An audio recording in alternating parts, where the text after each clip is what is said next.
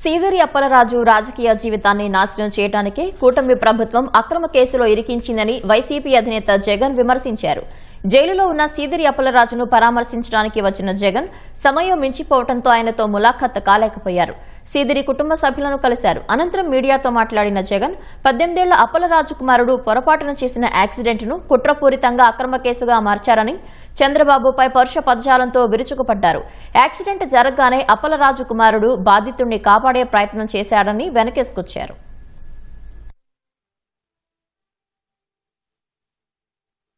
జరిగినప్పుడు 108 ఫోన్ చేసింది కూడా ఈ పిల్లోడే. మరి నిజంగా చెడు ఉద్దేశం ఉంటే ఈ పిల్లోడు ఎందుకు 108 ఫోన్ చేస్తాడు?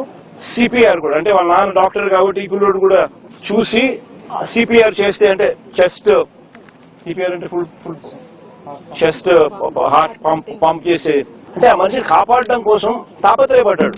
మన పోలీసులకు ఆ తర్వాత ఇన్ఫార్మ్ చేసింది కూడా ఈయన నాయనే. అయితే ఎవరు చేయలేదు, ఎవరు కూడా వాళ్ళ తప్పు లేదు, పాపం చేయగలిగింది ఏముంది?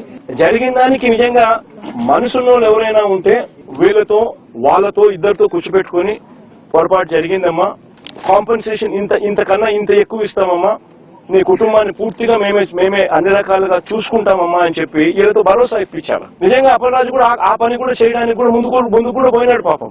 ఇప్పుడు వీళ్ళు ఏం చేస్తా ఉన్నారు? దీన్ని రాజకీయం చేసి చెడగొట్టి వాళ్ళు జరిగే ఆ మంచి కూడా జరగకోకుండా ఒక యాదవ్ మంత్రిని ఇంటికి పంపించి అప్పలరాజు అంటే ఓ మత్స్యకారుడు ఈ పిల్లోడు 18 ఏళ్ల పిల్లోడు కుట్ర చేసినాడంట, హత్య చేసినాడంట అని ర్యాలీలు.